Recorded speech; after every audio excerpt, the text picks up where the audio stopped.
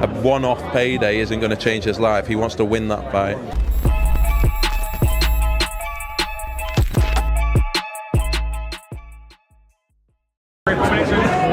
You give me such a dirty look when I said that. Pro Boxing fans here with Ben Shalom. Ben, we're here. It's fight week. Anthony Joshua, Daniel Dubois. Your charge, Tyler Denny, in a great fight against Hamza Shiraz. Talk to me about Tyler. How is he? How's things? I saw him on the red carpet. Didn't get to sort of talk to him. But how is he leading up to this fight? You know what? He messaged me 3 days ago. He said, "I know you don't believe me. I know one believes me, but I promise you I'm going to win on Saturday night." He's ready. We're going to see the best Tyler Denny on Saturday. I think every time he fights, he seems to get himself in this zone, and in the past 6 or 7 fights that we've been in, he's been an underdog most of them and keeps stepping up. And obviously Hamza Shiraz is an unbelievable talent, but as I say, it will be a career best performance from Tyler Denny on Saturday night. I truly believe that, and so we'll see whether Hamza Shiraz can deal with it. The question with Tyler for us guys is how many levels has he got? It seems that every time he's provided a challenge, he comes through it in emphatic fashion. He's been on a great run of late. How many levels has he got, Ben? You might know more than we do. Every time that people have put a cap on him, it reminds me of Chris Smith in a way. He's always coming in the underdog, but every time people put a cap on him, he rises and he gets better and he gets better and he gets better. And I just look at the fights that he's had up until this fight. I think the River Wilson Ben fight, I think the Brad Ray fight, he's fighting taller guys. He's had that experience. I think punching up is easier than punching down. And for me, as I say, Hamza Shiraz is a top qualifier. If he's world class, he should win on Saturday night. But Tyler Denny just surprises me every single time, and yeah, I think he is so prepared for this fight. It's beyond belief. I think his experience is going to show, and then we'll see what happens. It'll be a big upset. Talk to me about the main event.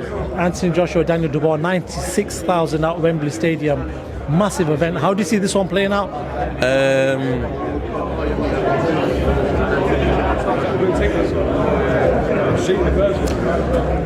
I'm trying to be balanced, but for me it's just going to be an AJ knockout within 5 or 6 rounds. I've said it a few times, but I just feel like this is his home. He's been here before. He looks great. I think people are reading into that Daniel performance against Hrgovic, and I appreciate it showed something that we didn't know if he definitely had, but we also didn't know exactly how good Hrgovic was either. And so, yeah, for me, it'll be a big statement from Anthony Joshua. Carl Froch is saying that if Joshua does lose this, or that's it, it's the end of his career. Do you believe that is the end of his career if he loses this fight? No. I think one thing I admire about Anthony Joshua is he has all the money in the world. And after those 2 Usyk defeats, he was getting so much criticism. Everyone's been on his back through that Franklin fight. Who did he fight after Franklin? Hellenius, and then Ngannou, and he's built himself back up. And he didn't need to do that. I think he loves the sport. I think he just feels this unfinished business. And as I say, I don't expect him to lose on Saturday. Do you feel like this Anthony Joshua with Ben Davison in his side, that if he does rematch Usyk, and there's a likelihood that these fights might happen again, a Fury fight, Usyk fight, that we might see a different AJ this time around to last time when we saw AJ twice? I think AJ is a different animal. Okay. I think he's back to his best, and as I say, all I can say is I think it'll be over in 5 or 6 rounds.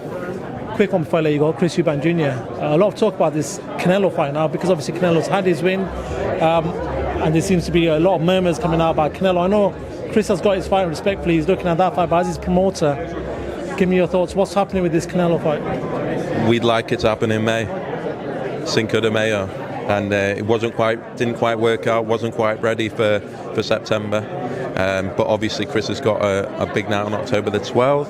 But it's the big names that he wants, and I truly believe that fight with Canelo will happen, whether it's in May next year or September next year. I think it makes too much sense for it not to happen.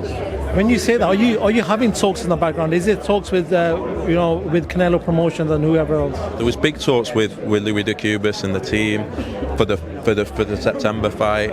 Chris decided the money wasn't enough.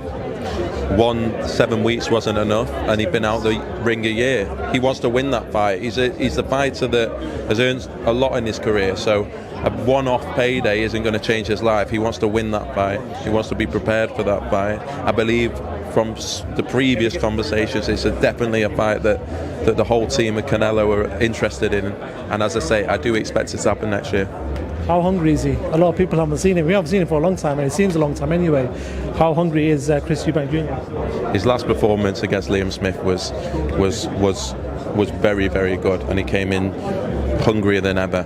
And yes, he's had a year out of the ring, but he's ready to go. And I'm excited because I think next 18 months you're going to see him in with all the big names. Let's get past October 12th first.